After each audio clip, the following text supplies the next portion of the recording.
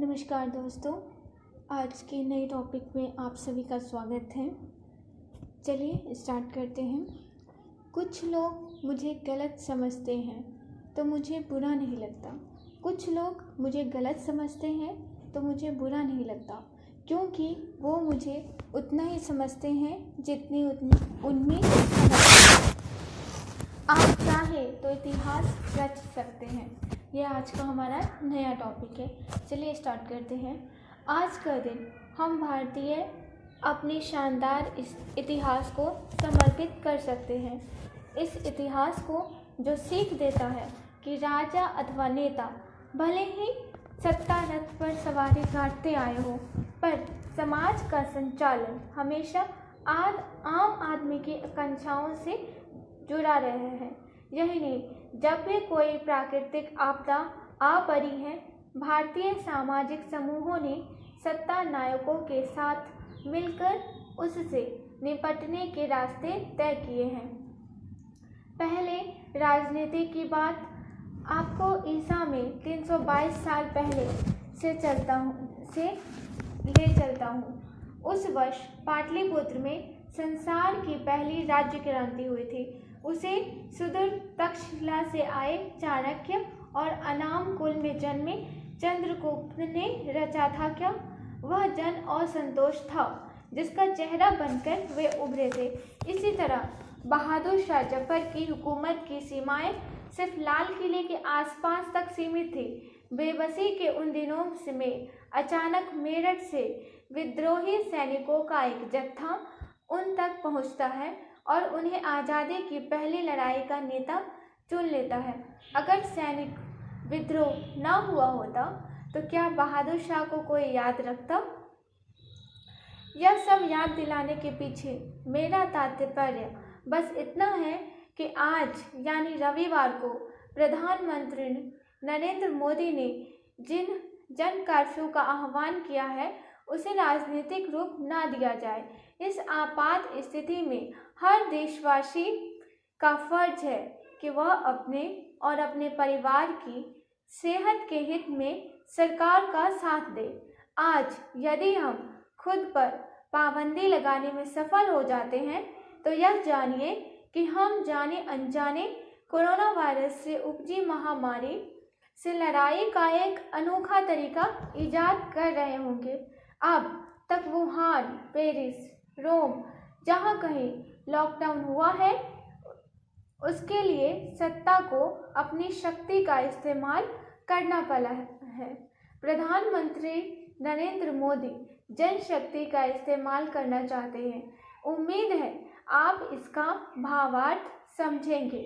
महामारियों से लड़ाइयाँ जन जागृति से ही जीती जा सकती है। आज़ाद भारत आमतौर पर महामारी मुक्त रहा है। वर्ष 1994 में सूरत में प्लेग फैल गया था। तत्कालीन सरकार ने त्वरित कार्रवाई करते हुए उसे आगे बढ़ने से रोक दिया था। एक स्थान विशेष तक सीमित होने के कारण आज वह लोगों की स्मृतियों से नदारद है।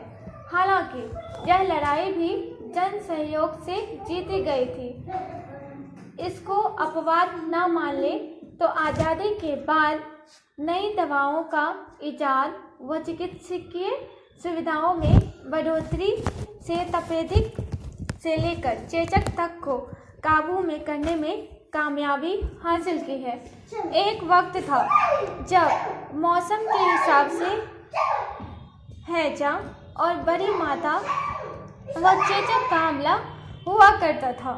मेरे पिता बताते थे कि 1930 के दशक में जब वह 7-8 साल के अबोध थे, उन पर बड़ी माता का प्रकोप फूटा था।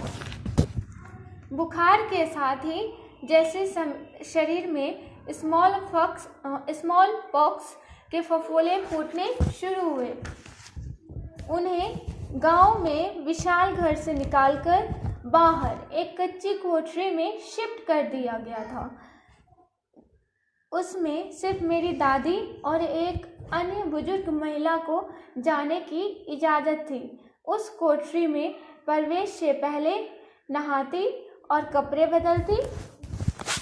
निकलने के तत्काल बाद भी यही करना होता।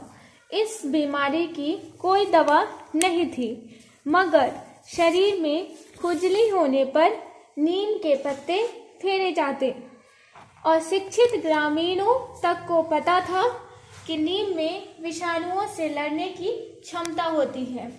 आज प्रधानमंत्री को सामाजिक दूरी बनाए रखने का अनुरोध करना पड़ रहा है, मगर उस समय का ग्रामीण समाज इसका खुद ब खुद पालन करता था।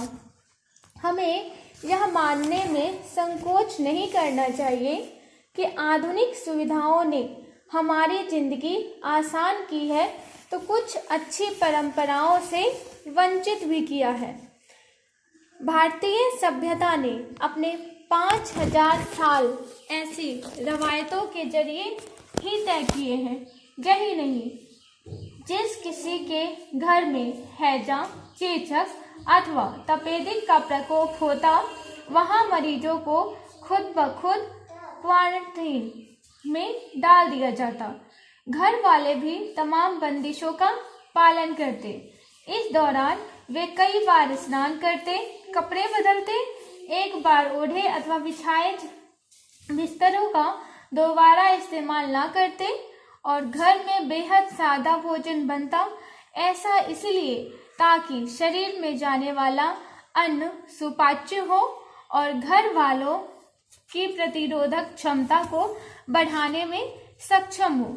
बताने की जरूरत नहीं, स्वस्थ शरीर पर संक्रमण कम हमला करता है। ये सद्गुण संस्कार के तौर पर हमारे बचपन तक जिंदा थे। बाहर से घर लौटने पर परिवार के हर सदस्य के लिए कपड़े बदलकर हाथ, पांव और मुंह धोना अनिवार्य होता था।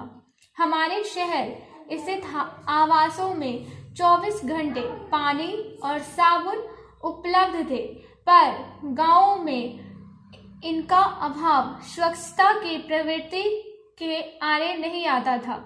वहां हर घर के कोने में सुबह की खेत की साफ मिट्टी रख दी जाती थी ताकि भोजन से पूर्व हाथ उनसे मल कर मांज लिए जाएं। उम्मीद है कोरोना जब लौटेगा तो विश्व बिरादरी को पुराने सद्गुण सिखाकर लौटेगा। एक और बात, कोरोना से यह युद्ध और विश्वास के बूते नहीं जीता जा सकता। ऐसे समय में हमें अपनी राज्य और केंद्र सरकारों पर भरोसा करना होगा। यकीन माने, केंद्र सरकार ने भी इस मामले में समय रहते कार्रवाई शुरू कर दी थी। संसार के अधिसंख्य देश जब महामारी के इस झपट्टे की गंभीरता से गाफिल थे, तब नई दिल्ली की सरकार प्रोटोकॉल बनाने में जुटी थी। यही वजह है कि 2 महीने बीत जाने के बावजूद भारत में यह बीमारी पूरे तौर पर तीसरे चरण में नहीं आ पाई। इसीलिए आइए कोशिश करें कि इसे चौथे चरण में किसी हालत में ना पहुंचने दिया जाए। आप तो जानते ही होंगे कि चौथा चरण यानी इससे कौन नहीं बचना चाहेगा। तो आज के लिए बस इतना ही। आशा करती हूँ ये टॉपिक आप लोगों को बहुत पसंद आया होगा और आप आज की स्थिति को समझने में और इतिहास को जानने में सक्षम हुए होंगे।